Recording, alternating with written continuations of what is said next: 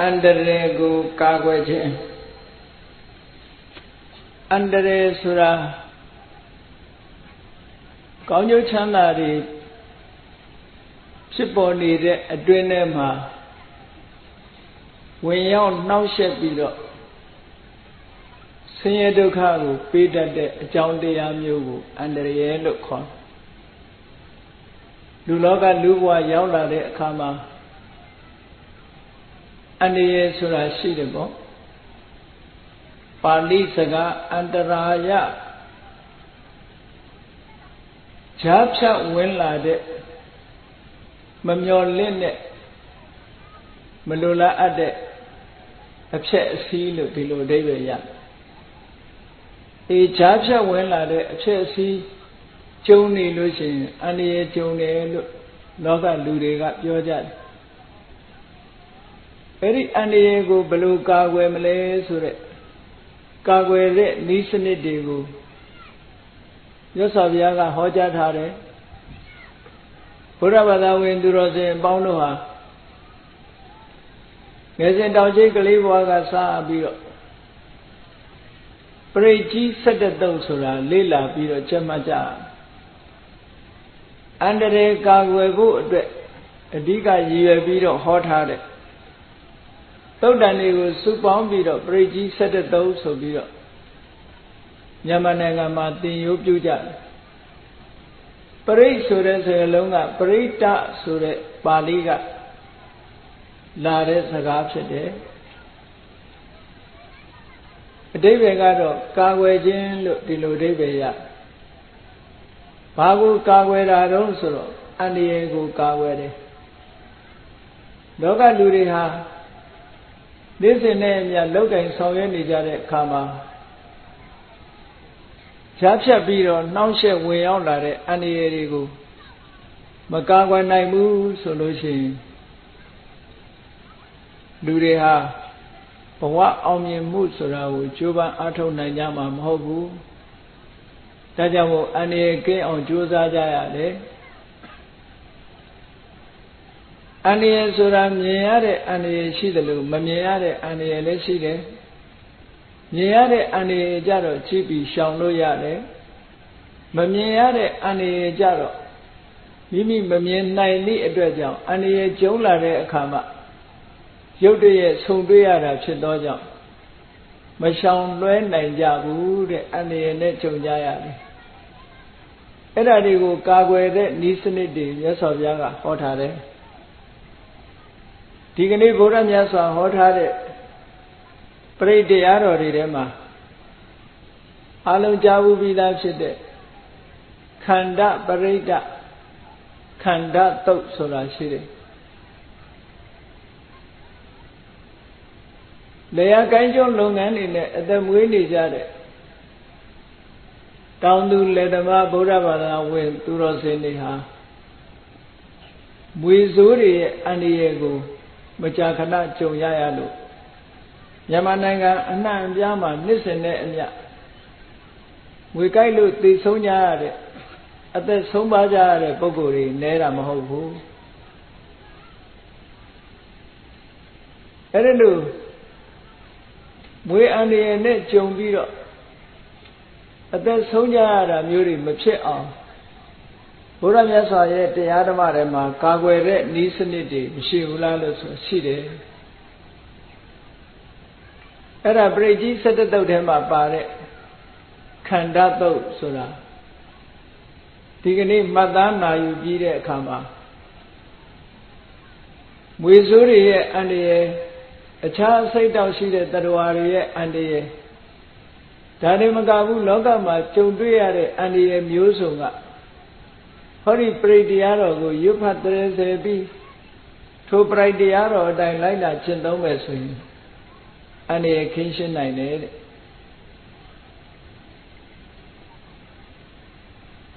အဲ့ဒါကြောင့်မို့လို့ယုံယုံကြည်ကြည်နဲ့ဒီပရိတရားတော်လာကျင့်စဉ်များကိုကျင့်ကြံကြိုးကုပ်အားထုတ်ခြင်းဖြင့်အစိတ်တောက်ရှိတဲ့တ attva တွေရဲ့အန္တရာယ်ဟာကာကွယ်ပြီးသားဖြစ်လို့အန္တရာယ်ကင်းပြီးတော့မိမိတို့ လုပ်ငန်းကြိုက်တာတွေဖြောင်းဖြောင်းဖြူဖြူဒီလိုဖြစ်နိုင်တယ်ပေါ့ဒါကြောင့်မို့လို့ဒီသုတ်တံမှာခန္ဓာသုံးလို့ပရိကြီး17တုတ်မှာပါရှိတော်လဲအင်္ဂုတ္တရနိကေမှာတော့အဟိရာဇကုလတုတ်လို့ခေါ်တယ်အဟိရာဇကုလဆိုတာအဟိဆိုတာမွေးရာဇကုလဆိုတာမင်းမျိုးမွေမင်းမျိုးနဲ့ပတ်သက်တဲ့တုတ်လို့ဒီလိုအဟိရာဇကုလတုတ်လို့ဒီလိုဟောတယ်950ဇတ်ထဲမှာဒီတုတ်တန်ကိုခန္ဓာဇတ်ဆိုပြီးတော့မြတ်စွာဘုရားဟောထားတာရှိတယ်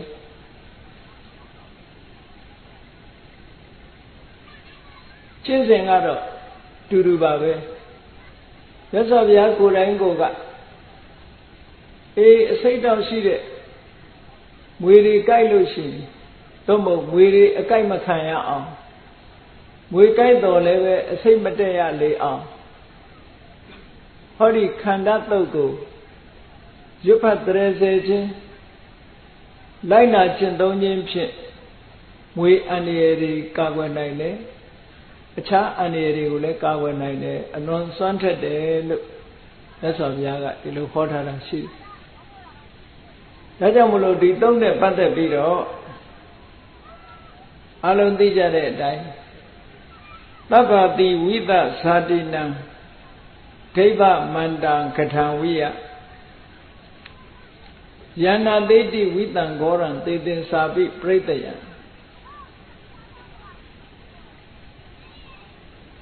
အတိဝိသဆိုတာအစိတ်တက်တာအလွန်ကိုမြန်လို့သူကအာတိဝိသအာတိဆိုတဲ့အဓိပ္ပာယ်ကအာတုဆိုတဲ့စကားလုံးကလာအာတုဆိုတာလင်းလင်းမြန်မြန်တက်လာတတ်တဲ့ဝိသအစိတ်တဲ့မွေများလူကိုကိုက်လိုက်ပြီဆိုလို့ရှိရင်လူတွေရဲ့သွေးကြောတွေရောက်ပြီးတော့အစိတ်တက်တာအလွန်မြန်တယ်အဲ့ဒီမွေဆိုးတွေကြတယ်အဲ့ဒီအစိတ်လင်းမြန်တဲ့မွေတွေကိုအာတိဝိသလို့ခေါ်တယ်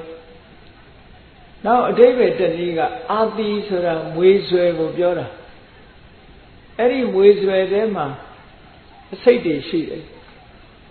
မွေဆွဲကအဆွဲမှာအခေါင်းကလေးတွေပါတယ်အဲ့ဒီအခေါင်းလေးထဲမှာအစိတ်တွေပါမွေရကိုက်လိုက်ပြီဆိုလို့ရှိရင်လူရဲ့သွေးတဲ့အဲ့ဒီအစိတ်တွေဟာကြံရစ်တယ်အဲ့ဒီအစိတ်ဟာလွန်လင်းမြန်မြန်နဲ့အထက်ကိုတက်လာတတ်လို့အာတိဝိသလင်သောအစိတ်ရှိတယ်အစိတ်တက်လာပြီဆိုလို့ရှိရင်လူတွေဟာအသက်ရှင်ဖို့ခက်ခဲပြီးတော့သွားတာပေါ့ဒါဖြင့်အဲ့ဒီမွေတွေအကြိုက်မခံရအောင်ဘာလုပ်ရမလဲဒီသုတ်တံမှာကျင့်စဉ်တစ်ခုကိုပေးထားဒီသုတ်တံကိုရွတ်ဖတ်တရေစေပြီးတော့လိုက်နာကျင့်သုံးမယ်ဆိုရင်တဲ့သဗ္ဗတိဝိသဇာတိနံစိတ်ပြင်းထန်တဲ့မွေတွေအားလုံးရဲ့ပြင်းထန်တဲ့အစိတ်တွေကိုဒိဗ္ဗမန္တံကရံဝိယနတ်တွေအသုံးပြုတဲ့နတ်မန္တံလိုပဲအလွန်စွန့်ထက်တဲ့ဒီတုတ်ဟာအကရဆိုတာဆေးနတ်ဆေးကိုအသုံးပြုမယ်ဆိုလို့ရှိရင်လည်းအစိတ်တွေကချက်ချင်းပြေပြောက်သွားတယ်မန္တန်ရွတ်ဖတ်လိုက်လို့ရှိရင်လည်းအစိတ်တွေကကျသွားတယ်ဒါကြောင့်မို့လို့နတ်မန္တန်နတ်ဆေးဝါးနဲ့အလားတရံတူတယ်လို့ဒီလိုပြောတယ်အဲ့ဒါလို့နတ်မန္တန်နတ်ဆေးဝါးတွေနဲ့အလားတရံတူတယ်ပြင်းထန်တဲ့အစိတ်ကိုချက်ချင်းဖယ်ရှားပြစ်နိုင်တယ်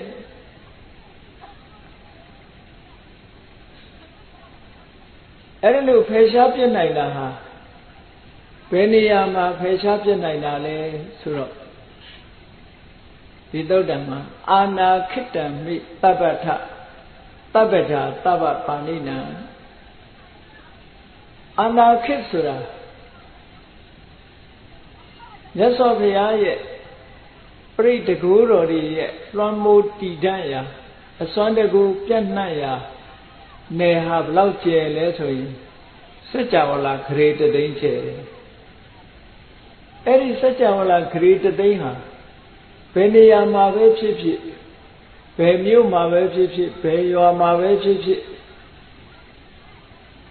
ဘယ်ဒေသမှာပဲဖြစ်ဖြစ်ဘယ်နိုင်ငံမှာပဲဖြစ်ဖြစ်ဟောဒီပရိတရားတွေရဲ့အစွမ်းတကူဟာရှိတယ်လို့ဒီလိုပြောတာအာနာခေတ်အတွင်းမှာစัจ java လာဂရေတသိမ်းမှာရှိတဲ့တိုင်းပြည်တွေမြို့ရွာတွေဒေသတွေမြည်သည့်နေရာမှာပဲဖြစ်ဖြစ်မြည်သည့်အခါမှာပဲဖြစ်ဖြစ်ဟောဒီပရိတရားရဲ့အစွမ်းတကူကြောင့်တဲ့မွေဆိုးတွေဟာမကိုက်နိုင်ဘူးမတော်တဆကိုက်မိသွားလို့ရှိရင်လည်းပဲငွေစိတ်မတက်ဘူးလို့ဟောတယ်လို့မြတ်စွာဘုရားကဒီသုတ်တံမှာဟောထားတာနော်ဒီသုတ်တံစကားကိုရွတ်ဖတ်ချင်အောင်လို့ရှေ့ပိုင်းကအကျိုးကျေးဇူးကိုပြထားတယ်တဗ္ဗာတိဝိတ္တဇာတိနံဒိဗ္ဗမန္တံကတံဝိယယန္နာသေတိဝိတံဂောရံသေတင်စာပိပရိတယံအာနာခိတံမိတဗ္ဗထသဗ္ဗရာသဗ္ဗပါဏိနံသဗ္ဗသောပိနိဝါရေတိဒါဒီပရိတရားရဲ့အကျိုးတရားတွေကိုပြောထားတာနော်မွေဆိုးရဲ့အန္တရာယ်မွေအစိတ်ကိုသာပယ်နိုင်တာလားလို့ဆိုတော့မဟုတ်ဘူးတဲ့သေတင်စာပိပရိတယံအခြားသောဘေးရန်တွေကိုလည်းပဲအကာအကွယ်ပေးတယ်ဆိုတော့ဒီပရိဟာပရိတရားတော်တွေထဲမှာအစွမ်းအထက်ဆုံးလို့တောင်ဆိုရအဲ့တော့တာမန်အနေနဲ့မထားပဲနဲ့ဟောဒီခန္ဓာတုတ်ဆိုတဲ့ပရိတရားလူတိုင်းကြက်မှတ်ပြီးတော့လိုက်နာကျင့်သုံးတဲ့နဲ့မေတ္တာပွားတဲ့နဲ့ပရိတရားတော်ညွှန်ကြားတဲ့အတိုင်းလိုက်နာဆောင်ရွက်ရမှာဖြစ်တယ်သဗ္ဗသောပိနိဝါရေတိဘက်စုံကနေပြီးအန္တရာယ်တွေကိုအကာအကွယ်ပေးတယ်လို့ဆိုတာအဲ့ဒါကြောင့်မို့လို့ဒီပရိတရားရဲ့တကူကိုယူပြီးတော့ဘုန်းကြီးတို့တွေအန္တရာယ်ကင်းဝေးမှုကိုအကာအကွယ်ပြုကြရမှာဖြစ်တယ်တဲ့မိမိတို့ရဲ့နေ့စဉ်ဘဝအန္တရာယ်ကင်းရှင်းခြင်းနဲ့အန္တရာယ်ခတ်သိမ်းဘေးရန်ခတ်သိမ်းကင်းငြိမ်းလို့ဒါတွေကဆူတောင်းနေုံနဲ့မရဘူးလှုပ်ဆောင်ရမယ့်ကိစ္စတစ်ခုကိုလှုပ်ဆောင်ဖို့လိုအပ်တယ်ဒါကြောင့်မို့ဒီပရိတရားကိုဟောတာမြတ်စွာဘုရားကဲဒါဖြင့်အန္တရာယ်ကင်းမှုအတွက်ဘာလုပ်ရမလဲဆိုတော့လူလောကမှာရှင်းရှင်းလေးပဲလေ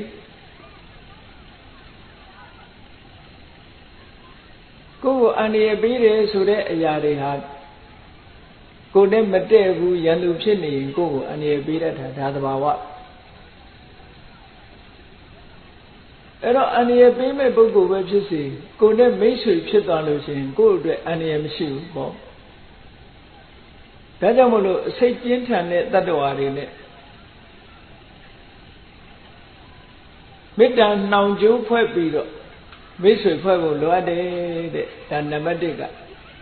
မိတ်ဆွေဖွဲ့ရမယ်လောကမှာအစိတ်ပြင်းထန်တဲ့မွေမျိုးနဂါးမျိုးဟာ၄မျိုးရှိတယ်ဆိုပြီးတော့မြတ်စွာဘုရားပထမစပြီးတော့ဟောဝိရူပခေဟိမေမေတ္တံမေတ္တံဧရာပထေဟိမေသဗ္ဗာပုဒ္ဒေဟိမေမေတ္တံမေတ္တံကန္နာခောရမကေဟိသာတဲ့ကြည့်ဝိရူပခနံပါတ်1မွေမျိုးနဂါးမျိုးဝိရူပခနောက်ဒုတိယအမျိုးအစားကဧရာပထမွေမျိုးတတိယအမျိုးအစားကသဗ္ဗာပုဒ္ဒဆိုတဲ့မျိုးစတုထအမျိုးအစားကကန္နဂေါရမအဲ့ဒီလိုမွေ၄မျိုးရှိတယ်ဝိရူပက္ခဆိုတဲ့မွေမျိုးဧရာပထဆိုတဲ့မွေမျိုးသဗ္ဗာပုဒ္ဒဆိုတဲ့မွေမျိုးကန္နဂေါရမဆိုတဲ့မွေမျိုး ဒီမွေမျိုးတွေဟာအလွန်အစိတ်ပြင်းထန်တဲ့မွေမျိုးတွေတဲ့ဗမာပြည်မှာဆိုလို့ရှိရင်မပွေးတို့မွေဟောက်တို့ပေါ့အလွန်အစိတ်ပြင်းတဲ့မွေတွေ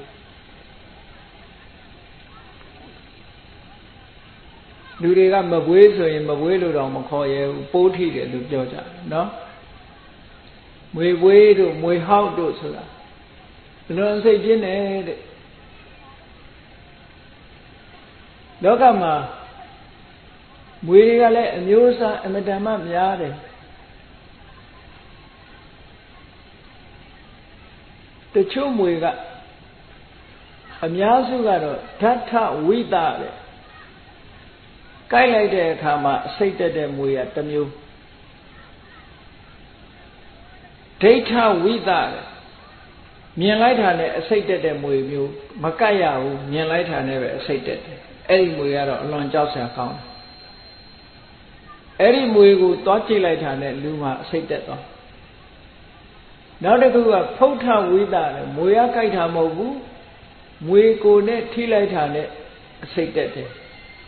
အဲ့ဒီမွေကလည်းအလွန်ကြောက်စရာကောင်းတယ်အဲ့ဒီမွေတွေထဲမှာဓာတ်ထဝိတဆိုတဲ့မွေကတော့မြန်မာပြည်မှာ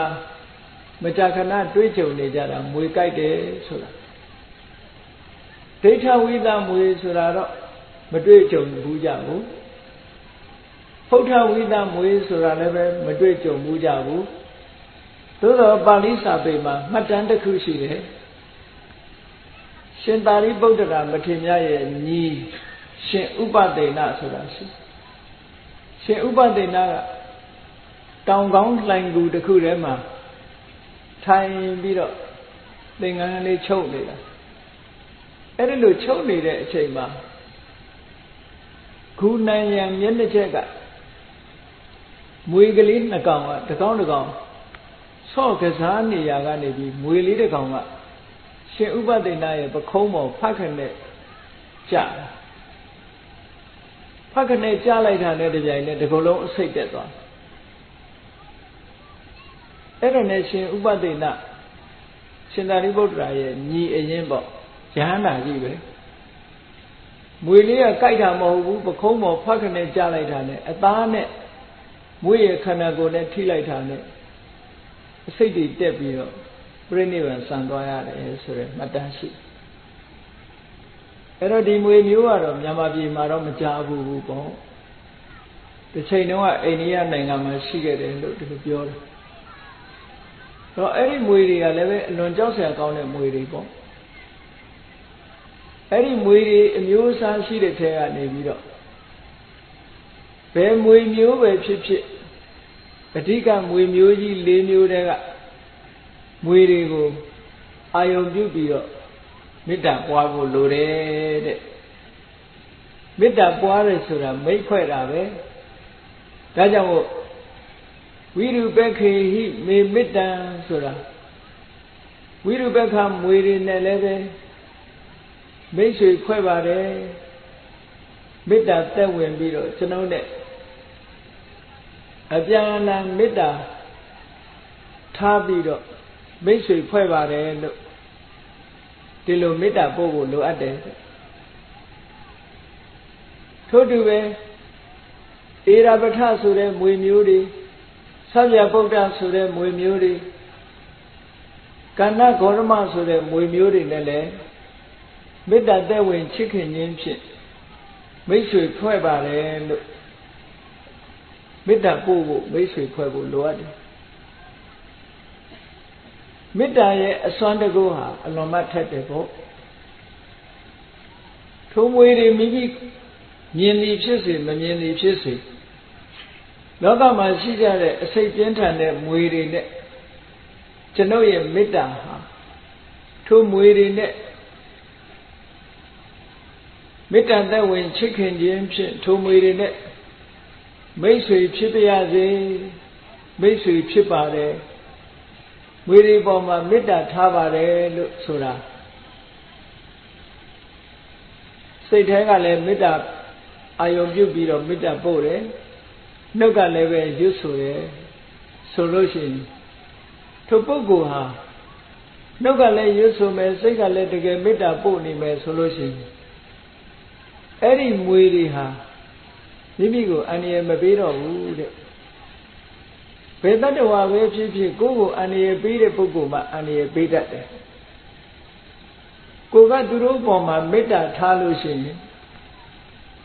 တတ္တဝါတွေကလည်းကိုယ့်အပေါ်မှာပြန်ပြီးတော့မေတ္တာထားလေးရှိတာဒါသဘာဝပဲပေါ့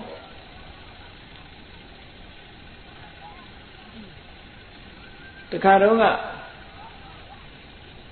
ဘင်္ဂလားဒေ့ရှ်နိုင်ငံမှာသတင်းစာထဲမှာဖတ်လိုက်ရတဲ့အကြောင်းအရာလေးတစ်ခုရှိဘင်္ဂလားဒေ့ရှ်နိုင်ငံမှာဖြစ်ပျက်ခဲ့တာပေါ့အိမ်တိမ်ပေါ်မှာမွေဟောက်တစ်ကောင်တွေ့မွေဟောက်ကိုသူတို့နိုင်ငံကဘာသာစကားနဲ့ဆိုရင်နာဂလို့ပဲခေါ်တယ်နာဂပေါ့မွေဟောက်တစ်ကောင်တွေ့တော့အိမ်ရှင်လုပ်တဲ့ပုဂ္ဂိုလ်ကအဲ့ဒီမွေဟောက်ကို6တဲ့အနေနဲ့ထုံးနဲ့ရိုက်လိုက်တယ်ရိုက်ပြီးတော့မွေကိုကြောက်အားလန့်အားနဲ့ရိုက်လိုက်တော့အဲ့ဒီမွေဟာသူ့မျက်စိအောက်ကနေပျောက်ပြီးတော့သွားတယ်မွေလေးကဒဏ်ရာရသွားတယ်ပေါ့ဒဏ်ရာရပြီးတော့လွတ်သွားအဲ့ဒီလိုဒဏ်ရာရသွားတဲ့မွေကဘယ်ရောက်သွားမှမသိဘူးနောက်တည့်ရက်ကျတော့မွေဟောက်တွေ40-50ကောင်တန်းစီပြီးတော့သူ့အိမ်ပေါ်တက်လာကြတဲ့အဲ့ဒါနဲ့အိမ်ကလူတွေအကုန်ထွက်ပြေးကြမနေရဲကြတော့မွေတွေတက်လာကြအဲ့ဒါသဘောကတော့မွေတစ်ကောင်ကိုသူတို့ရိုက်လိုက်တဲ့အကြောင်းမို့လို့ဒီရဲ့မွေရဲ့ဆွေမျိုးသားချင်းတွေကလာပြီးတော့ဒီပုဂ္ဂိုလ်ကိုအန္တရာယ်ပြုဖို့ရောက်လာကြတဲ့သဘောပဲအဲ့ဒါနဲ့ထွက်ပြေးကြရတယ်ဒီလိုသတင်းစာတွေပါခဲ့ဘူးတယ်အဲ့ဒီနိုင်ငံတွေမှာမွေဟောက်ကိုနာဂလို့ခေါ်တယ်အိန္ဒိယနိုင်ငံမှာလည်းပဲမွေဟောက်ကိုနာဂလို့ပဲခေါ်တယ်ဗမာပြည်ကတော့နဂါဆိုလို့ရှိရင်ပကြီးဆရာတွေရေးချယ်ထားလို့အပေါ်ကအမောက်ပါမှနဂါလို့ထင်တယ်ငွေတွေဟာနဂါပဲအမှန်ကားလို့အေးအဲ့ဒီငွေမျိုးတွေဟာမိမိကိုအန္တရာယ်ပြုပြီဆိုလို့ရှိရင်လူကိုပြန်ပြီးတော့အန္တရာယ်ပြုတတ်တယ်ဒါကြောင့်မို့လို့မြန်မာပြည်မှာလည်းအတွေ့အကြုံရှိကြတယ်မွေဥတွေပါလေများယူလာမေးလို့ရှိရင်အနံ့ခံပြီးတော့မွေတွေကလိုက်လာတတ်တယ်ယဟန်တော်တွေကိုမြတ်စွာဘုရားကဝိနည်းသိက္ခာပုဒ်မှာပြညတ်ထားတာရှိတယ်မွေသားမစားရဘူးလို့ဘာဖြစ်လို့မွေသားမစားရတယ်လဲလို့ဆိုရင်မွေသားစားထားတဲ့ပုဂ္ဂိုလ်ရဲ့အနံ့ကဒီအနံ့ကိုမွေတွေကသိတယ်သိတဲ့အခါကျတော့အဲ့ဒီယဟန်ကိုအန္တရာယ်ပြုတတ်တယ်တဲ့မွေသားစားထားတဲ့ပုဂ္ဂိုလ်ဆိုမွေကအနံ့ရသည့်အတွက်ကြောင့်အဲ့ဒီပုဂ္ဂိုလ်ကိုအန္တရာယ်ပြုတယ်ဒါကြောင့်မို့လို့ယဟန်နေမွေသားမစားရဘူးလို့မြတ်စွာဘုရားပြညတ်ထားတာရှိတယ်မြည်သည့်တတ္တဝါပဲဖြစ်ဖြစ်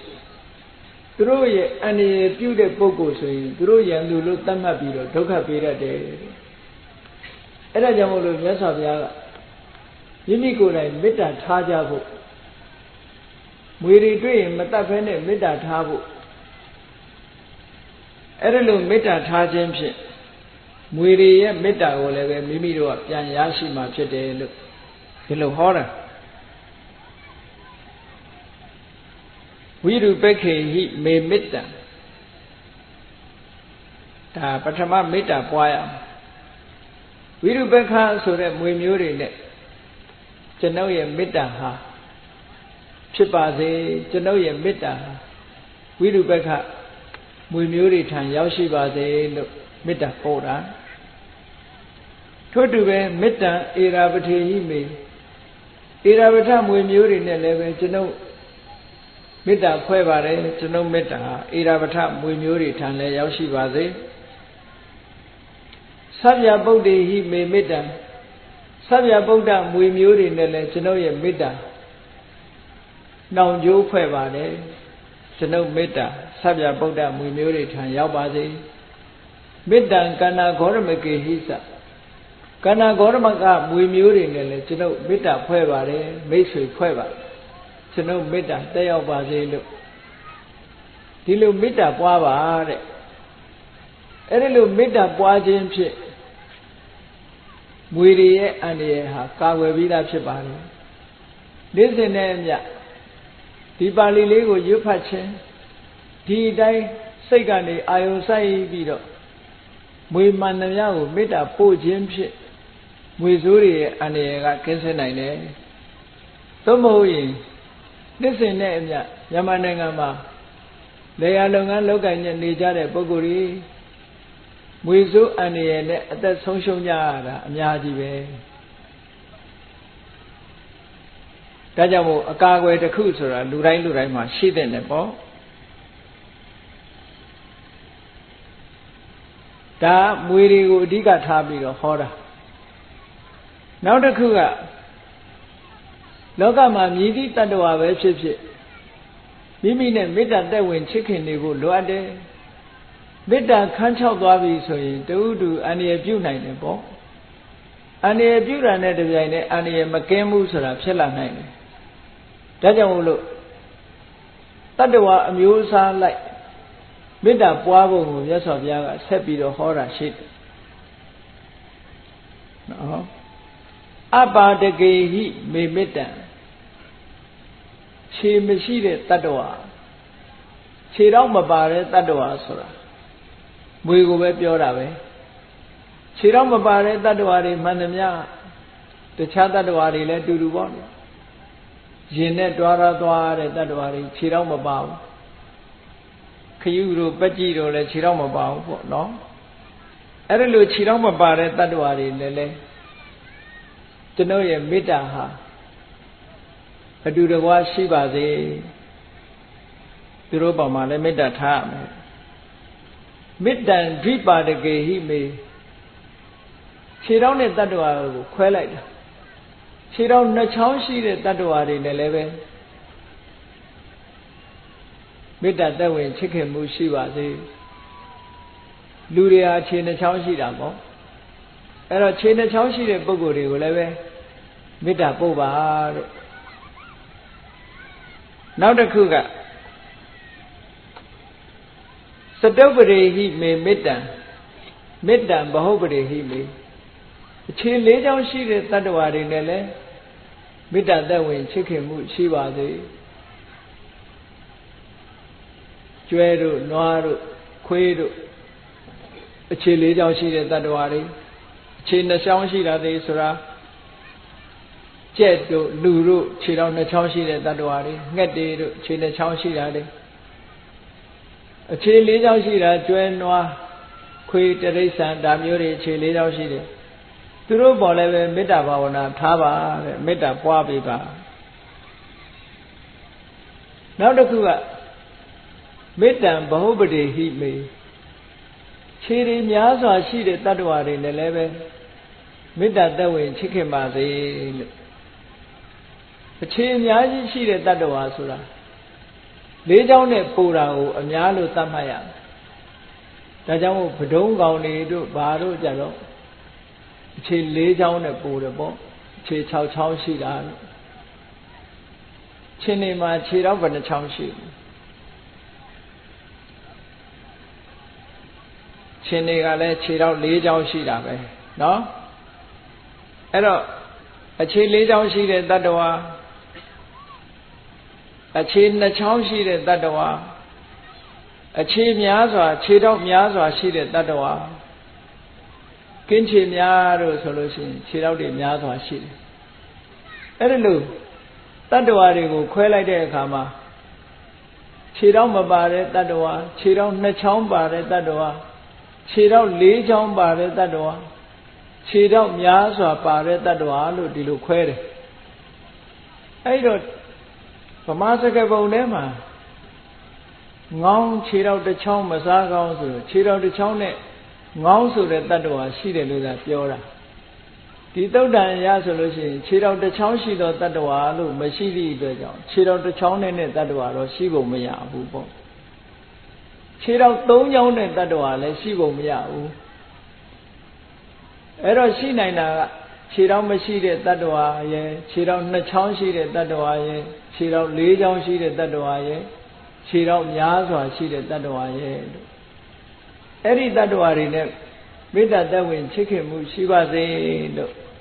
မေတ္တာဘာဝနာပွားဖို့မြတ်စွာဘုရားကဒီပရိတရားတော်မှာဟောတာအဲ့ဒီလိုမေတ္တာပွားပြီဆိုလို့ရှိရင်ကိုယ့်ကိုယ်အန္တရာယ်ဟာကာကွယ်ပြီးသားဖြစ်သွားတယ်အဲ့ဒီလိုမေတ္တာပို့ပြီးတဲ့နောက်မှာကိုယ့်ရဲ့ဆန္ဒဖော်ထုတ်ပြီးတော့ပြတယ်ကိုယ့်ရဲ့ဆန္ဒကိုဖော်ထုတ်ပြီးပြတယ်မာမံအပ္ပါဒကောဟိန္တိခြေတော်မရှိတဲ့တတ္တဝါကလည်းငါ့ကိုမညှင်းဆဲပါနဲ့ကိုယ်ကလည်းသူ့ကိုမညှင်းဆဲဘူးလေကိုယ်ကသူ့ကိုမညှင်းဆဲသည့်အတွက်ကြောင့်သူကလည်းကိုယ့်ကိုမညှင်းဆဲပါနဲ့လို့ဆိုတာပြောဆိုလို့ရတယ်ပေါ့ကိုကညှင်းဆဲနေမှတော့ဒီလိုပြောလို့မရဘူးဒါကြောင့်မို့ဒါမေတ္တာပို့တဲ့သဘောတစ်ခုပဲမာမံအပ္ပါဒကောဟိန္တိမာမံဟိန္တိဘိပါဒကောခြေတော်2ချောင်းရှိတဲ့တတ္တဝါကလည်းကျွန်ုပ်ကိုမညှင်းဆဲပါစေနဲ့မာမံစတုဝရောဟိန္တိခြေ4ချောင်းရှိတဲ့တတ္တဝါကလည်းကျွန်ုပ်ကိုမညှင်းဆဲပါစေမာမံဟိန္တိဘဟုပရောခြေတော်တွေများစွာရှိတဲ့တတ္တဝါကလည်းကျွန်ုပ်ကိုမညှင်းဆဲပါစေနဲ့လို့တတ္တဝါတွေကိုအာယုံပြုပြီးတော့မေတ္တာဘာဝနာပွားပုံကိုဒီခန္ဓာတုတ်မှာမြတ်စွာဘုရားဟောတာအဲ့ဒါကြောင့်မို့လို့ယုံယုံကြည်ကြည်နဲ့အခုလိုအာယုံစိုက်ပြီးတော့မေတ္တာပွားမယ်ဒီပရိတရားတော်ကိုရွတ်ဖတ်တရေဆယ်ပြီးတော့မေတ္တာပွားမယ်ဆိုလို့ရှိရင်မွေဆိုးတွေရဲ့အန္တရာယ်ဟာကင်းသွားမှသိကြတယ်ပေါ့မြန်မာနိုင်ငံမှာတချို့မွေစိတ်ချတဲ့ဆရာတွေဟာဟောဒီခန္ဓာတုတ်ကိုရွတ်ဖတ်ပြီးတော့မွေစိတ်ကိုချပြီးတော့ကုသပေးနေတဲ့ဆရာတွေရှိတယ်အဲ့တော့ကိုယ်တိုင်ကနေ့စဉ်နဲ့မပြတ်ပါဠိကိုမှန်မှန်ကန်ကန်သင်ကြားပြီးတော့အ내ဒိဗ္ဗေသိပြီးရွတ်ဆိုပွားများအထောက်မယ်ဆိုလို့ရှိရင်မိမိကိုယ်တိုင်လည်းပဲအန္တရာယ်ကင်းမှာပဲအန္တရာယ်ကျုံလာတဲ့ပုဂ္ဂိုလ်ကိုလည်းပဲမွေစိတ်တက်ဖို့မွေထိလို့အန္တရာယ်ကျုံလာတဲ့ပုဂ္ဂိုလ်မျိုးကိုလည်းပဲအကူအညီပေးနိုင်မှာပဲပေါ့အဲ့တော့ကိုယ်တိုင်လူတိုင်းဟာဟောဒီမေတ္တာဘာဝနာပွားပြီးတော့ဒီပရိတရားတော်ကိုရွတ်ဖတ်တရေဆဲနိုင်မယ်ဆိုရင်အန္တရာယ်တွေကင်းလာကြမှာပေါ့ဒါကြောင့်မို့လို့လေ့ကျင့်အားထုတ်တဲ့အရာတစ်ခုဖြစ်တယ်နောက်တတ္တဝါအလုံးကိုမေတ္တာပို့ဖို့ရ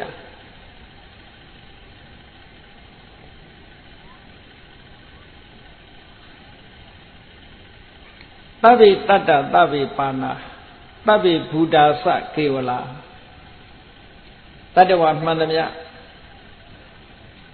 နော်သဗ္ဗေတတ္တတတ္တဝါမှန်သမျှသဗ္ဗေပါဏာဆိုတာအသက်ရှူတဲ့တတ္တဝါတွေမှန်သမျှသဗ္ဗေဘူတာသကေဝလာကိုထင်ရှားရှိတဲ့တတ္တဝါတွေမှန်သမျှသဗ္ဗေဗတ္တရာနိပတ္တန္တုမေတ္တာပို့ပုံလေးတစ်ခုတတ္တဝါတွေအားလုံးဟာအကောင်းနေနဲ့ပဲတွေးဆုံကြပါစေလို့ဒီလိုမေတ္တာပို့ပါကောင်းတာတွေကိုသာမြင်တွေ့ကြပါစေတတ္တဝါမှန်တယ်၍ကောင်းတာတွေကိုသာမြင်တွေ့ကြပါစေလို့ဒီလိုမေတ္တာပို့ပါတဲ့နောက်တစ်ခုကမာကိစိပါပမာဂမဘယ်ပုဂ္ဂိုလ်မှဘယ်တတ္တဝါမှဆင်းရဲဒုက္ခအဆိုးတွေနဲ့မကြုံတွေ့ကြပါစေနဲ့လို့ဒီလိုမေတ္တာပို့ပါတဲ့မေတ္တာပို့ပုံလေးဒီသုတ်တံမှာ2မျိုးဟောတယ်အလုံးကောင်းတာတွေနဲ့သာတွေ့ဆုံကြပါစေမကောင်းတာတွေနဲ့မဆုံစည်းကြပါစေနဲ့လို့အဲ့ဒီလိုမေတ္တာဘာဝနာပွားပါတဲ့ မေတ္တာဆိုတာကိုယ်တိုင်ပွားရမယ့်အရာဖြစ်တယ်တချို့ကတပည့်တော်ကိုမေတ္တာပို့ပေးပါဖေဟာလို့ဆိုပြီးတော့သူများမေတ္တာကိုခံယူခြင်းပါတယ်လို့လျှောက်ကြတယ်တကယ်တော့အဲ့ဒါမမှန်ဘူးနော်မေတ္တာဆိုတာကိုယ်တိုင်ပွားရမယ့်ဟာအရာသာဖြစ်တယ်ကိုကသူများမေတ္တာကိုခံယူခြင်းတယ်ဆိုတာဟာကိုယ်တိုင်လောက်ရမှာပြင်းတယ်လို့ဖြစ်နေတယ်ပေါ့မေတ္တာအကျိုး17မျိုးဆိုတာရတာကိုယ်တိုင်မေတ္တာပို့တဲ့ပုဂ္ဂိုလ်မှရတာသူများမေတ္တာခံယုံနဲ့မေတ္တာအကျိုး17မျိုးရမှာမဟုတ်ဘူးဒါကြောင့်မို့မေတ္တာဆိုတာကိုယ်တိုင်ပွားရတာသာဖြစ်တယ်သို့တော်တရားဓမ္မတွေကဆရာတော်တွေနဲ့တွေ့တဲ့အခါရှောင်းလေးရှိတယ်တပည့်တော်မေတ္တာပို့ပေးပါအောင်ဖေဟာလို့ရှင်ဘုရားမေတ္တာခံယူပါတယ်လို့အဲ့ဒါကိုယ်တိုင်ပို့ရမှာကိုမေ့လျော့ပြီးတော့ပြောတဲ့စကားမျိုးဖြစ်နေတယ်အဲ့တော့မေတ္တာဆိုတာကိုယ်တိုင်ပွားရမယ်လို့မှတ်ထားပြီးကိုယ်တိုင်ကမေတ္တာပွားဖို့လိုအပ်ပါပဲကိုယ်တိုင်မေတ္တာပွားမှအန္တရာယ်ဟာအပြည့်အဝကင်းမှာဖြစ်ပါတယ်ဒီမှာမေတ္တာပွားဖို့နေနောက်မေတ္တာပွားပြီးတော့ဘုရားကုံတရားကုံသံဃာကုံကိုအာယုပြုပုံလေးတစ်ခုနောက်ဆက်တွဲကဆက်ဟောထားတာအပမနောဗုဒ္ဓောမြတ်စွာဘုရားဟာတဲ့အတိုင်းအတာကန့်သတ်မရှိအောင်ကြီးမားသောဂုဏ်တော်ကျေးဇူးတော်တွေနဲ့ပြည့်စုံပါလေဘုရားဆိုတာဂုဏ်ရည်ချင်းအပြင်တိုင်းတာကန့်သတ်လို့ရတဲ့ပုဂ္ဂိုလ်မျိုးမဟုတ်ဘူးအတိုင်းတာကင်းမဲ့တဲ့ပုဂ္ဂိုလ်မျိုးဖြစ်တယ်ဒါကြောင့်မို့အပမာဏဘုရားဂုဏ်တော်တွေဟာအတိုင်းအဆမရှိအောင်ကြီးကျယ်များများလှတယ်ဘုရားကိုချီးမွမ်းတာဘုရားဂုဏ်တော်ကိုအာရုံပြုတာထို့တူပဲအပမာနောဓမ္မောဓမ္မရဲ့ဂုဏ်တွေဟာလည်းပဲအတိုင်းတာကန့်သတ်မရှိလောက်အောင်ကြီးကျယ်မြင့်မြတ်လှပါတယ်အပမာနောတန်ကောအရိယတန်ဃာတော်အရှင်မြတ်တို့ရဲ့ဂုဏ်ကျေးဇူးတွေဟာလည်းအတိုင်းတာကန့်သတ်မရှိအောင်ကြီးမြတ်လှပါပြီလေလို့ဘုရားကုံတရားကုံသံဃာကုံကိုအာရုံပြုတာအဲ့ဒီဘုရားကုံတရားကုံသံဃာကုံအာရုံပြုတာလည်းပဲအန္တရာယ်ကင်းခြင်းရဲ့အကြောင်းတစ်ခုပဲအန္တရာယ်ကင်းစေနိုင်တယ်ပေါ့အေးဘုရားတရားသံဃာယရဏ3ပါးနဲ့ဉာဏ်နဲ့တတ္တဝါတွေဟာဘလောက်ကွာခြားတယ်ဆိုတာနှိုင်းရှင်ပြီးတော့ပြတယ်ပမာဏဝန္တာနိတရိတပါနိတွားသွားတတ်တဲ့တတ္တဝါတွေဟာအတိုင်းအတာကန့်သတ်ရှိတဲ့ပုဂ္ဂိုလ်တွေပါတဲ့ဘုရားတရားသံဃာတွေလို့အတိုင်းအတာကန့်သတ်မဲ့တာမဟုတ်ဘူးအတိုင်းအတာကန့်သတ်တွေရှိကြတယ်ဆိုလိုတာကလူတယောက်ဟာအစင်တန်းမြင့်တယ်အစင်တန်းနှိမ့်တယ်ဆိုတာဘယ်သူကကန့်သတ်နေတာတော့လို့ဆိုတော့သူ့တဏ္ဍာမှာဖြစ်တဲ့ကုသိုလ်စိတ်အကုသိုလ်စိတ်တွေကကန့်သတ်ပေးနေတာဥပမာမယ်လောဘကြီးတဲ့ပုဂ္ဂိုလ်ဒေါသကြီးတဲ့ပုဂ္ဂိုလ်မောဟကြီးတဲ့ပုဂ္ဂိုလ်အဲ့ဒီလောဘဒေါသမောဟကသူ့ရဲ့အဆင့်အတန်းကိုနှိမ့်ချပြီးတော့ကန့်သတ်ပေးတာပဲလောဘဒေါသမောဟမရှိဘူးဆိုလို့ရှိရင်သူ့ရဲ့အဆင့်ဟာမြင့်လာတာအဲဒါကြောင့်မို့လို့တတ္တဝါတွေကြတော့ပမာဏဝန္တာနိတရိတပါနိတတ္တဝါတွေဟာအတိုင်းအတာကန့်သတ်ရှိနေကြတဲ့တတ္တဝါတွေဒါဖြစ်တယ်အဲ့ဒီတတ္တဝါတွေကဘာတွေလဲလို့ဆိုရင်အစိတ်ရှိတဲ့တတ္တဝါတွေကိုထုတ်ပြအဟိတဲ့မွေတဲ့ဝိသိကကင်းကြီးကောက်လူတွေနဲ့နီးတဲ့ဟာတွေကိုပြောတတ္တပတိကင်းချေပြန်ဩနနာဘီပင်ခုပင်ကူဆိုတဲ့အကောင်တွေကလည်းတခါတည်းသိပ်ပြီးတော့အစိတ်ပြင်းတဲ့ပင်ကူတွေရှိတယ်တခါတော့ကနိုင်ငံခြားဇာကားတစ်ခုရိုက်ထားတဲ့ထဲမှာပင်ကူတစ်ကောင်ပါလာတာအဲ့တော့တဲ့ကပင်ကူတစ်ကောင်ပါလာလိုက်တာလိမ်ညာနဲ့ပါလာပြီးတော့မြို့ရောက်တော့ဂိုးတောင်တစ်ခုတည်းရောက်အိမ်တဲ့အိမ်ရောက်အဲ့ဒီကနေပြီးအဲ့ဒီပင်ကူကိုက်လိုက်တဲ့လူတွေသေတာနဲတာမဟုတ်အကောင်လည်းရှာမရဘူးပင်ကူကြောင့်မို့လို့အစိတ်တက်ပြီးတော့သေးသေးသွားတာလူတွေဘာလို့သိမှမသိဘူးတော်နဲ့ရှာလို့မရ အဲ့ဒီပင်ကူကတခါအကောင်တွေပွားလိုက်တာအများကြီးဖြစ်လာဟိုအတော့ကိုအန္တရာယ်တွေများလို့နောက်ဆုံးကြတော့အဲ့ဒီကိုယ်တော်တစ်ခုလုံးကိုမိရှို့ပြစ်လိုက်မှဒီပင်ကူဇာလန်းကရပ်သွားတော့တောထဲကပင်ကူအနီကြီးတွေကအမတန်မှအစိတ်ပြင်းထန်တယ်ညအခါကျတော့ရောနဲ့လာပြီးတော့လူဘောနေဖြတ်သွားပြီးကြိုက်သွားလို့ရှင်အဲ့ဒီလူကသေတော့တာအဲ့ဒါကြောင့်မို့လို့ပင်ကူကောင်ဟာအစိတ်ရှိတဲ့တတ္တဝါမို့ဒီထဲမှာမေတ္တာပုတ်ထားနောက်တရဘူတက်တူဆိုတဲ့အကောင်ကလည်းအစိတ်ရှိတဲ့တက်တူမျိုးကိုဆိုလို့မူတိကာကြွက်ကလည်းပဲအစိတ်အလွန်ပြင်းတယ်လို့ပြောတယ်မြန်မာပြည်မှာရှိတဲ့ကြွက်တွေတော့ကြွက်ကြိုက်လို့သေးတယ်ဆိုတော့မကြားဘူးတိရိလင်္ကာနိုင်ငံမှာအစိတ်ရှိတဲ့ကြွက်ရှိတယ်နှုတ်သီးကချွန်လေးတယ်သူကနှုတ်သီးကချွန်လေးအဲ့ဒီကြွက်ကြိုက်ထားလို့ရှိရင်3နှစ်လောက်တော့အစိတ်ကမတက်သေးဘူး3နှစ်ကျော်လာလို့ရှိရင်အစိတ်တက်အလွန်ကြောက်စရာကောင်းတဲ့အစိတ်သူကလူတွေကတော့မသိဘူးပေါ့ကြွက်ကကြိုက်တုန်းကလွန်ခဲ့တဲ့3နှစ်လောက်ကကြိုက်ထားတာသေတဲ့အခါကျတော့ကြွက်ကြိုက်ပြီးနောက်3နှစ်လောက်မှသေတာဆိုကြွက်ကြိုက်လို့သေတယ်လို့မထင်ကြအဲ့ဒီလိုအစိတ်ရှိတဲ့ကြွက်မျိုးတွေကလည်းလူလောကမှာရှိတယ်တဲ့ဒါကြောင့်မို့လို့ကြွက်ကလည်းအန္တရာယ်ရှိတာပဲပေါ့ဒါကြောင့်မို့ဒီထဲမှာထည့်ထားတာမုတိကာကတာမေရက်ခာကတာမေပရိဒံကတာမေရက်ခာဆိုတာအဲ့ဒီတိရစ္ဆာန်တွေဝင်ရောက်ပြီးတော့မိမိကိုမနှောက်ယှက်အောင်အကာအကွယ်လုပ်ထားပါတယ်အဆောင်ရှောက်လုပ်ထားပါတယ်ကတံမေပရိဒံပဋိကမန္တုဘူတာနိဆိုအန္တရာယ်ပေးမဲ့တတ္တဝါတွေဟာဝေးဝေးရှောင်ပါလို့ဆန္ဒပြုတာကိုယ့်ကိုအန္တရာယ်ပေးမယ်ဆိုရင်ကိုယ်အနာမရောက်လာပါစေနဲ့ဝေးဝေးရှောင်ကျင်နိုင်ကြပါစေလို့ဒီလိုဆန္ဒပြုတာလူရဲ့စိတ်ဆန္ဒကလည်းအလွန်စွမ်းအားရှိတယ်ဒါကြောင့်မို့လို့အဲ့ဒါလိုလဲဆန္ဒပြုရမယ်ပဋိကမန္တုဘူတာနိဆိုပြီးနောက်ဆုံးဏီကုန်းချုပ်တဲ့အခါကျတော့ဘုရားရှိခိုးလေးနဲ့ဏီကုန်းချုပ်တယ်သောဟံနမောဘဂဝတောဘုရားစုစုကိုရှိခိုးပါတယ်ဘုရားကိုရှိခိုးခြင်းနဲ့ဒီသုတ်တံကိုဆုံးသတ်ပြီးတော့နမောတတ္တနံသမ္မာသမ္ဗုဒ္ဓနာဘုရားခုနှစ်စုတို့အားလည်းပဲရှိခိုးပါတယ်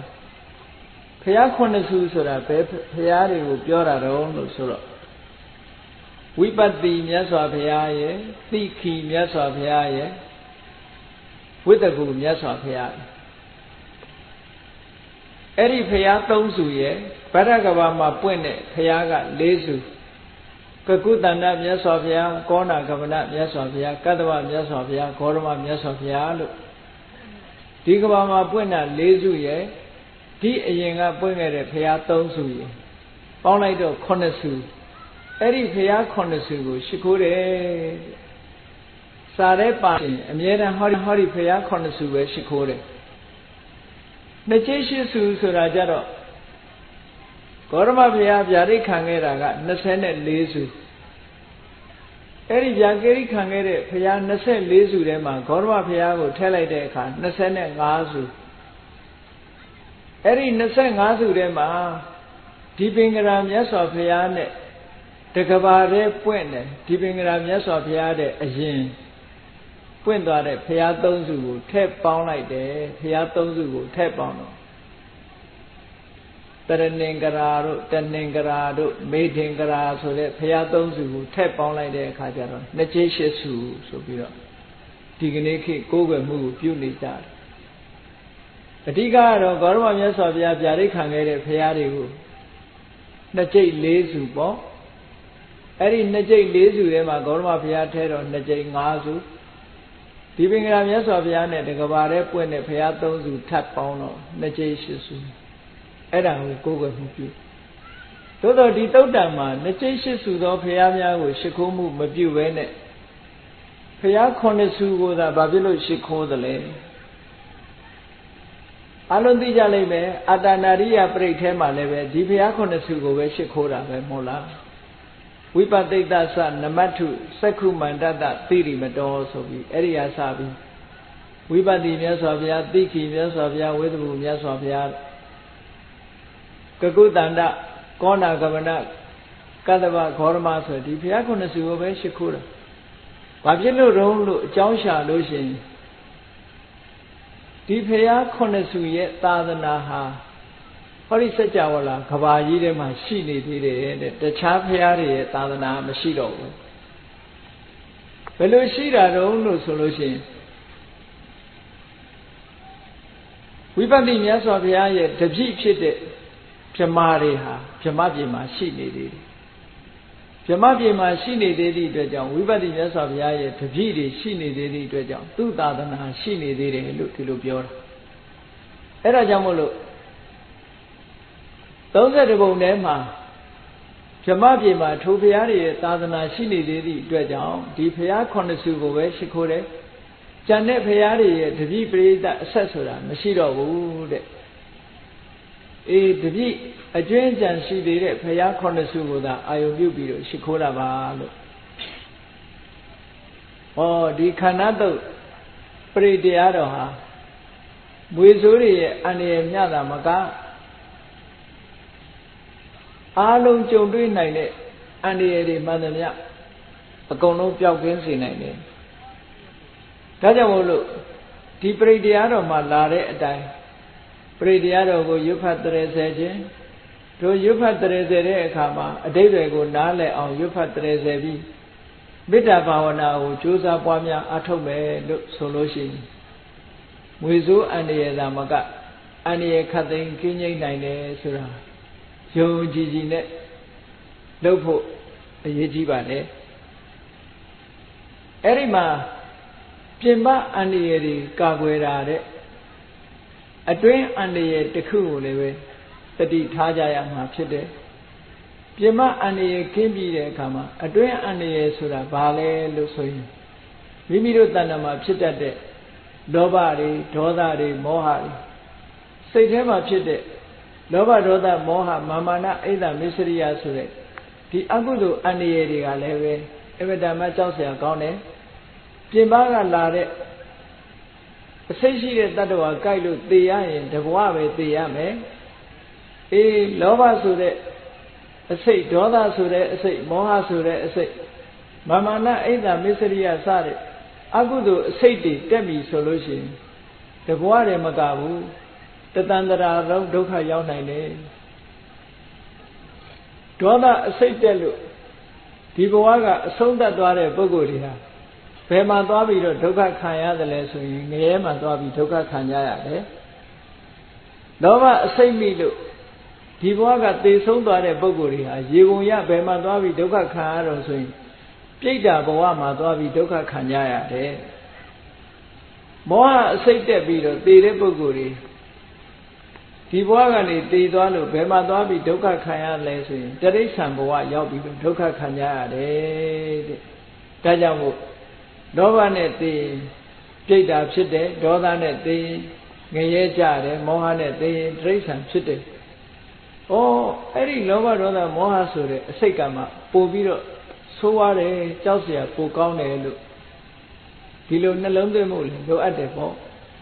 အပြင်းအန္တရာယ်တွေကင်းဖို့ကြတော့မြတ်စွာဘုရားကမေတ္တာဘာဝနာပွားဖို့နိလန်းညွှန်ပြတယ်အတွင်းအန္တရာယ်တွေကင်းဖို့အတွက်ကြတော့ဘာလုပ်ရမလဲမိမိတဏ္ဍာရှိတဲ့လောဘတွေကင်းသွားအောင်ဒေါသတွေကင်းသွားအောင်မောဟတွေကင်းသွားအောင်ဘာလုပ်ရမလဲလို့ဆိုရင်မဂ္ဂင်၈ပါးအကျင့်တရားကိုကျင့်ကြံကြိုးကိုအားထုတ်ကြရမှာဖြစ်တယ်အဲ့ဒီမဂ္ဂင်၈ပါးအကျင့်တရားကျင့်ကြံကြိုးကိုအားထုတ်ခြင်းဖြင့်မိမိတို့တဏ္ဍာမှာရှိတဲ့အတွင်းကအန္တရာယ်တွေကင်းအောင်ဆောင်ရွက်နိုင်ပါတယ်တဲ့။ကောင်းပြီအဲ့ဒီမဂ္ဂင်၈ပါးအကျင့်တရားကိုဘယ်ပုံဘယ်နည်းအားထုတ်မလဲလို့ဆိုရင်ကမ္မထံအားထုတ်တော့မယ်ဆိုတဲ့အခါမှာပထမဆုံးဘာလုပ်ဖို့လိုအပ်တယ်လဲလို့ဆိုရင်မဂ္ဂင်၈ပါးထဲမှာပါတဲ့အတိုင်းတော့နေ့စဉ်နဲ့ဘဝမှာသမ္မာဝါစာသမ္မာကမ္မန္တသမ္မာအာဇီဝ မှန်တာကိုသာပြောမယ်မှန်တာကိုသာလုပ်မယ်အသက်မွေးမှုမှန်ကန်မှုနဲ့နေ့စဉ်အသက်မွေးဝမ်းကြောင်းပြုမယ်ဒါကိုချင်းသီလပြည့်စုံတယ်လို့ပြောတာမှန်ကန်စွာပြောတယ်ဆိုတာလိမ်မပြောဘူးမှန်တာကိုပဲပြောတယ်သမ္မာဝါစာဆိုတာလိမ်မပြောဘူးမှန်တာကိုပဲပြောတယ်ခုံးမတိုက်ဘူးညီညွတ်အောင်သာလုပ်ပေးတယ်မဆဲဘူးကျင်နာတဲ့စကားကိုသာပြောတယ်ချိုးတာတဲ့စကားကိုသာပြောတယ်အကျိုးမဲ့တဲ့စကားကိုမပြောဘူးအကျိုးရှိတဲ့စကားကိုပြောတယ်ဆိုရင်ဟောတာသမ္မာဝါစာဖြစ်တယ်ကိုကျင့်တရားဘက်ကလုံလောက်သမ္မာကမ္မန္တဆိုတာသူများအသက်ကိုမတတ်ဘူးသူများဥစ္စာကိုမခိုးဘူးသူတော်ဘာသားများကိုမစော်ကားဘူးရှောင်ကျင်နေဆိုရင်သမ္မာကမ္မန္တပဲအဲ့ဒီဝစီဒုစရိုက်၄မျိုးကာယဒုစရိုက်၃မျိုးနဲ့အသက်မွေးမှုမပြုဘူးဆိုလို့ရှိရင်သမ္မာအာဇီဝလို့ဟောကိုကျင့်တရားကောင်းအောင်ရှင်းဥစွာကျင့်ကြံကြုတ်ကိုအထောက်အောင်ဒါတွေအရင်ပြည့်စုံပြီဆိုတဲ့အခါကျတော့ဘာလုပ်ရမလဲတရားထုတ်တယ်ဆိုတာတရားရှာကိုမှတွေ့လို့ဆိုတဲ့အတိုင်းမိမိရဲ့တဏ္ဍာမှာပဲအာယုံစိုက်ဖို့လိုအပ်တယ်လွယ်တာတစ်ခုကိုပြောမယ်ဆိုလို့ရှိရင်လူတွေဟာနေ့စဉ်နဲ့အများ24နာရီအသက်ရှူနေကြအဲ့ဒီအသက်ရှူနေတဲ့နေ့စဉ်နဲ့မြအသက်ရှူသွင်းရှူထုတ်နေကြတဲ့ဒီလေလေးကိုပဲအာယုံစိုက်ပြီးတော့နာသီးပြဝါမှာစိတ်ကလေးကိုထားပြီးတော့ရှူသွင်းလိုက်တဲ့အချိန်မှလည်းပဲထိမှန်းသိရင်သိတယ်ဆိုတာလေးမှတ်ဖို့ရှိုက်ထုတ်လိုက်တဲ့အခါမှာလည်းပဲဒီနာသီးပြမှာလေလေးကထိသွားတယ်ထိသွားတာကိုလည်းထိမှန်းသိဖို့အဲ့ဒီနေရာလေးကိုအာယုံစိုက်ပြီးတော့သိနေအောင်ကြိုးစားတာဒါကမ္မထာအထုတ်တာပဲစိတ်ကလေးကိုတည်ငြိမ်အောင်ပထမကြိုးစားတယ်အဲ့ဒီလိုကြိုးစားခြင်းဖြင့်အဲ့ဒီလိုကြိုးစားနေတဲ့အခါမှာဘာတွေသိလာဘာတွေဖြစ်တုံးလို့ဆိုတော့ထိုထိမှန်းသိအောင်ကြိုးစားနေခြင်းဟာသမ္မာဝါယာမလို့ခေါ်တယ်အဲ့ဒီထိတဲ့လေလေးကိုစင်ဆက်မပြအာယုံစိုက်ပြီးတော့ထားတာကသမ္မာတတိအဲ့ဒီအာယုံလေးပေါ်မှာစိတ်ကလေးငြိမ့်နေတာကသမ္မာသမာဓိတဲ့အဲ့ဒီလိုငြိမ့်နေတာကိုစင်ဆက်မပြဖြစ်နေအောင်ဒီအာယုံလေးပေါ်မှာသာတွေးကြံနေတာကသမ္မာသင်္ကပ္ပအာယုံရဲ့သဘာဝလေးကိုအမှန်သိသွားတာကသမ္မာဒိဋ္ဌိလို့ဆိုတော့ဟောဒီမဂ္ဂင်၈ပါးအကျင့်တရားကိုကျင့်ခြင်းဖြင့်မိမိတို့တဏ္ဍာမှာဖြစ်တဲ့လောဘကိုလည်းပဲဖယ်ရှားနိုင်တယ်ဒေါသကိုလည်းဖယ်ရှားနိုင်တယ်မောဟကိုဖယ်ရှားနိုင်တယ်စဉ်းစားကြည့်လေအသက်ရှူရှိုက်မှုလေးကိုအာယုံပြုပြီးတော့လေ့ကျင့်နေတဲ့အချိန်လေးမှာပဲကြည့်လောဘဆိုတာလည်းဖြစ်မလာဘူးဒေါသဆိုတာလည်းဖြစ်မလာဘူးအသက်ရှူရှိုက်မှုမှန်မှန်ကန်ကန်သိနေသည့်အတွက်ကြောင့်မောဟဆိုတာလည်းဖြစ်မလာဘူးတဲ့ဟောလောဘလည်းမဖြစ်ဘူးဒေါသလည်းမဖြစ်ဘူးမောဟလည်းမဖြစ်ဘူးဆိုလို့ရှိရင်လောဘဒေါသမောဟဆိုတဲ့အတွင်းအန္တရာယ်တွေဟာကင်းသွားတာပေါ့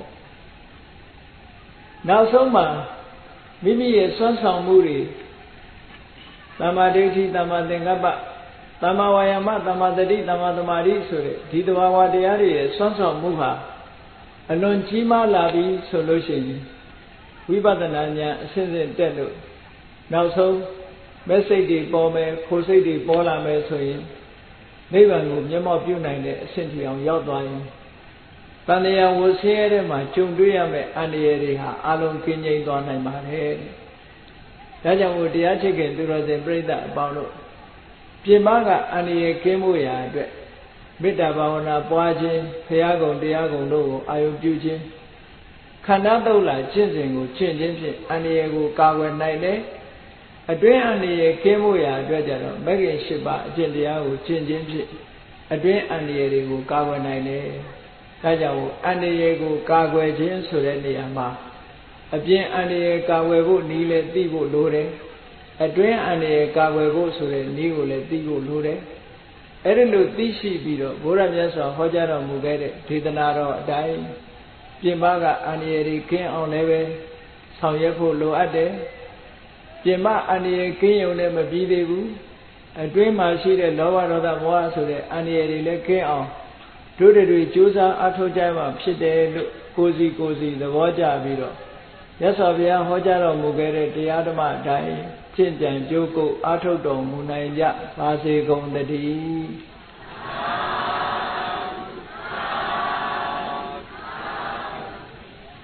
ကဲမေတ္တာပို့ရအောင်တတ္တဝါများစွာဘေးရန်ကွာချမ်းသာကြပါစေ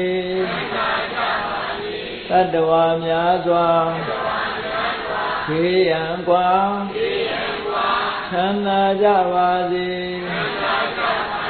မေတ္တာရေချမ်းသုံးကားဖြံငြိမ်းချမ်းကြပါစေမေတ္တာရေချမ်းသုံးကားဖြံငြိမ်းချမ်းကြပါစေသက်ရှိချမ်းသာ